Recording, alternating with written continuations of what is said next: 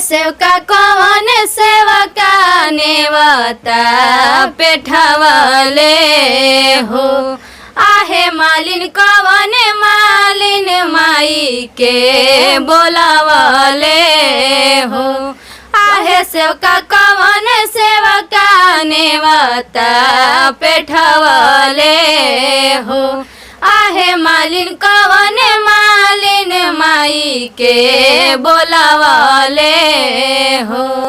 फुलवानी अना मैया पातर हो बाड़ी नामानी अना मैया पातर हो बाड़ी।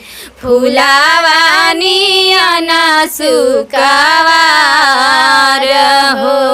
धीरे धीरे करी मालिन माई के सिंगारवा नात मैया जइहे खिसियाई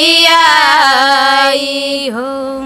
क्या बात है। कोमल कोमल पावबा लागे तनिको घावना।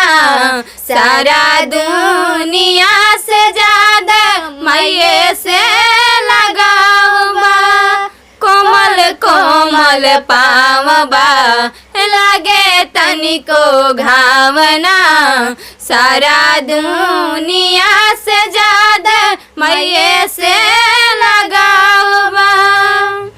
आहे ग्वाला कौन ग्वाला दूधावा ले आवले हो।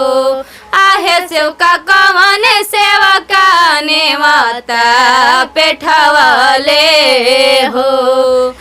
पनावानी अना मैया पातर हो बाड़ी।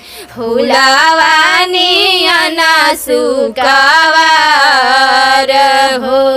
धीरे धीरे करी मालिन माई के सिंगारवा नाता मैया जइहे खिसियाई हो। क्या बात है, बहुत सुंदर।